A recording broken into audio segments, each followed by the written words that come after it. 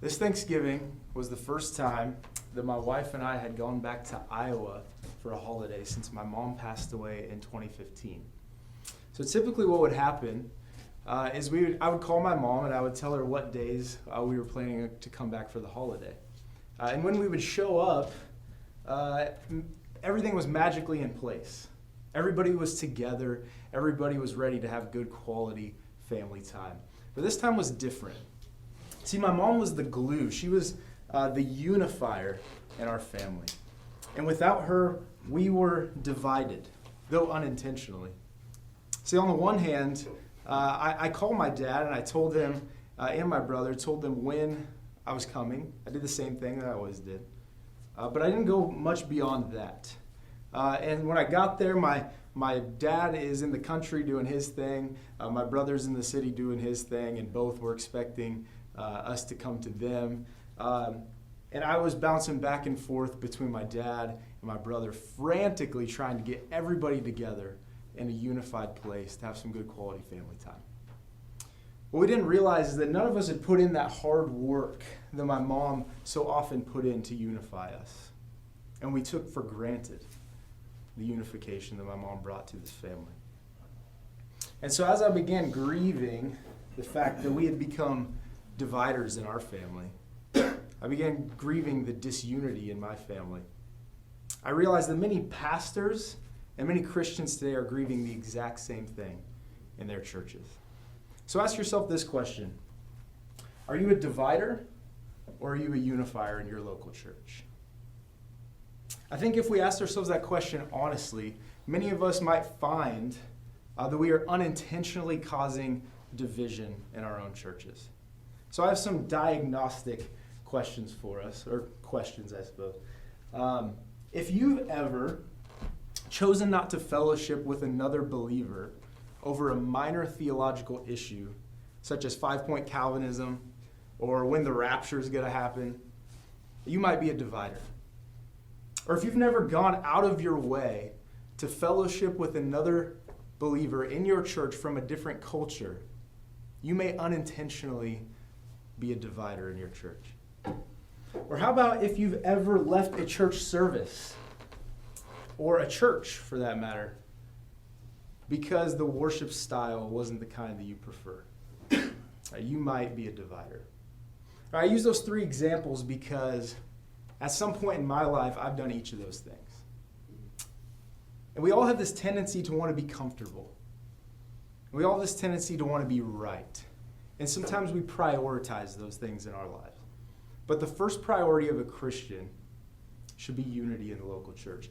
And the basis for that statement this morning, I'm going to use Ephesians 2, verses 14 through 16. We're going to look at the text and ask ourselves, what does the text mean? And then I'm going to suggest to you some implications for the local church. And I'm going to suggest to you some implications that for us as individuals that we could take and apply to our lives. So let's turn to the text, Ephesians 2, verses 14 through 16. Now, in this point in Ephesians, Paul has just gotten done describing to his Gentile audience the amazing power that it took to save them. Right? And at the beginning of this section, Paul asks his Gentile audience to remember who they were before Christ. He tells them, y'all were nothing. Y'all had nothing. You knew nothing. Right? Israel, they were lost too, but at least they had the hope of the Messiah. They had the land. They had all of these things. Y'all Gentiles, y'all had nothing. Y'all were far off. But by the power of Christ, by the blood of Christ and his work on the cross, y'all who were far off, you Gentiles, you've been brought near. And that took amazing power. So he goes on in our passage to describe to these Gentiles what had to take place to get them on equal standing with Jews in the church. So this is a big chunk of theology that we're going to read here. And it's going to answer three questions. What's happening? How did it happen? And why did it happen? So verse 14, read with me. It says, "For he himself is our peace, who has made us both one and has broken down the dividing wall of hostility." So for he himself is our peace. right? Jesus is the peace between Jews and Gentiles. He's not just accomplished peace between Jews and Gentiles. The text says he is the personification, the embodiment of peace between Jews and Gentiles. And as peace between Jews and Gentiles, he has made both one group. And not only has he just brought them together as one, he's destroyed the hostility between them. That's what happened. If you'll continue on in verse 15 with me, he's going to answer, how did it happen? Paul says, it happened by abolishing in the flesh the law of commandments expressed in ordinances. In the flesh here is referring to Christ's earthly ministry. Right? The idea is that Jesus in his flesh, while he was on earth, perfectly fulfilled the law, rendered it inoperative. Paul does something similar in the book of Galatians where he says, the law has served its purpose. And once you come into faith, it is inoperative in your life. And he's doing the same thing here. But it's not as if the law itself was the hostility between Jews and Gentiles. But it says the law expressed in ordinances. It was the improper use of the law. See, Israel was meant to be a kingdom of priests for the Gentile nations. As they kept the law, it was meant to attract Gentiles to their God, but instead they turned to an inward focus. And they improperly kept the law for their own selfish purposes, and as a result, hostility between Jews and Gentiles. But Christ perfectly fulfilled that law. And he rendered it inoperative in our lives.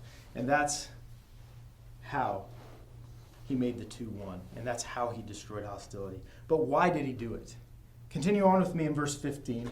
He did it in order that he might create in himself one new man in place of the two, verse 16, and that he might reconcile us both to God in one body through the cross. He did it for reconciliation. He made two, one new man. Now, he didn't make Gentiles Jews, and he didn't make Jews Gentiles, but rather together he made them one new entity, the church. He reconciled them. And not only did he reconcile them to each other, he took that church and he reconciled that whole thing to God. And the result is peace and the death of hostility, it says. That's what happened. Done. God's declared unity in the church by the power of Christ. That's what's happening. But what are the implications?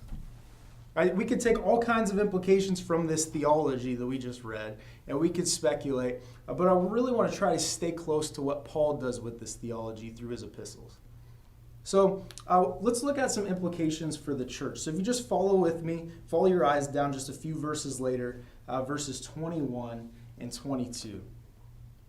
Paul says, in whom the whole structure, being joined together, grows into a holy temple in the Lord.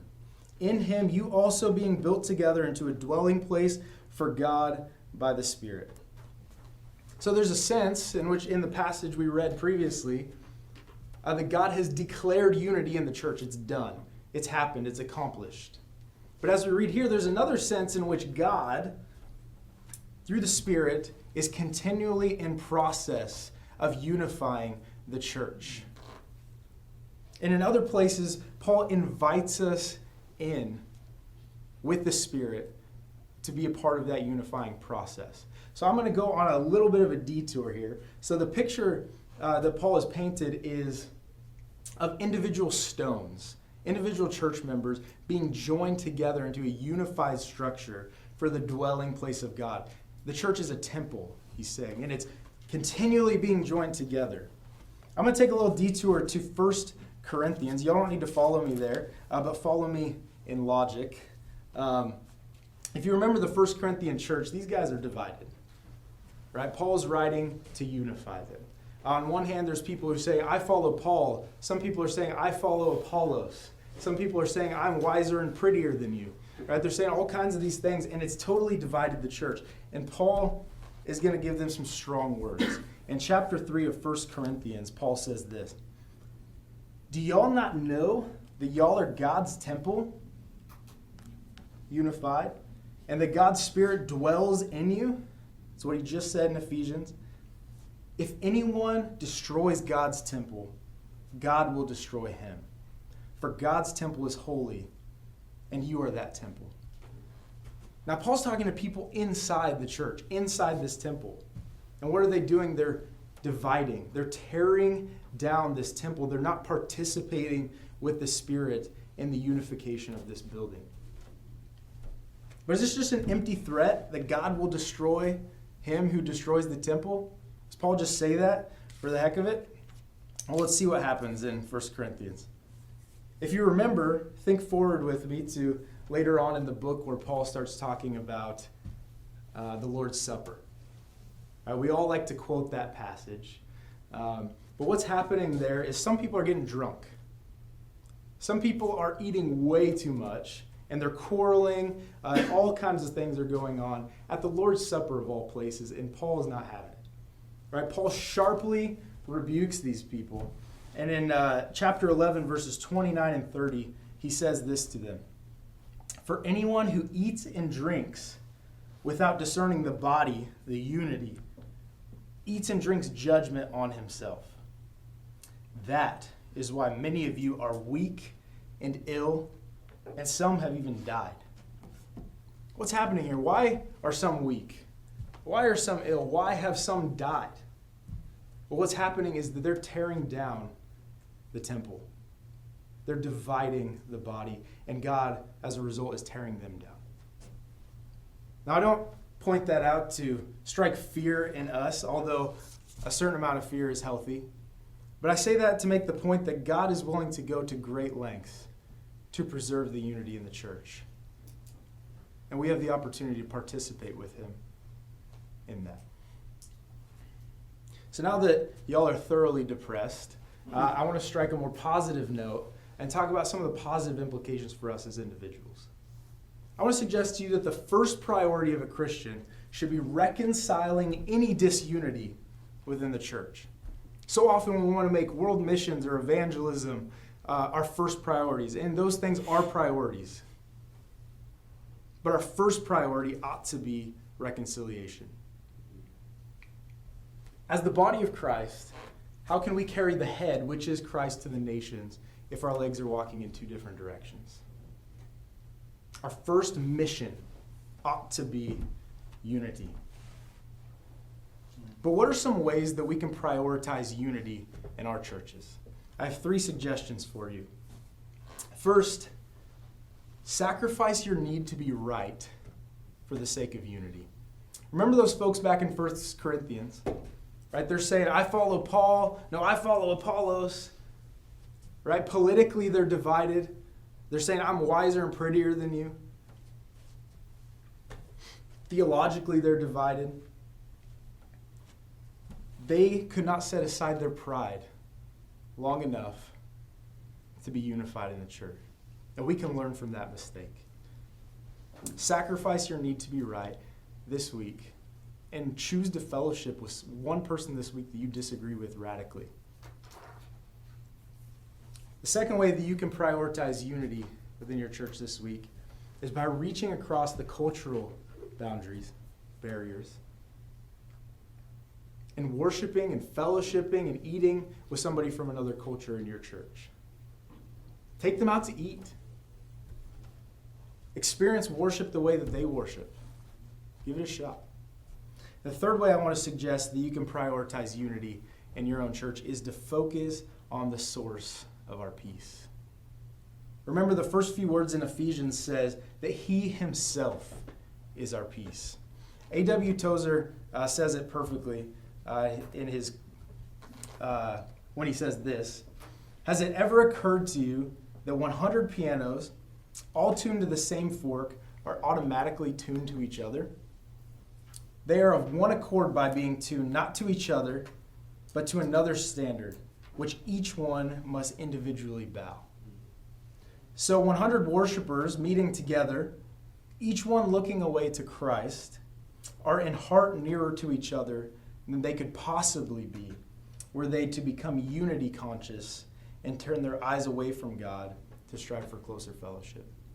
Focus on the source of our unity. God has declared unity in the church,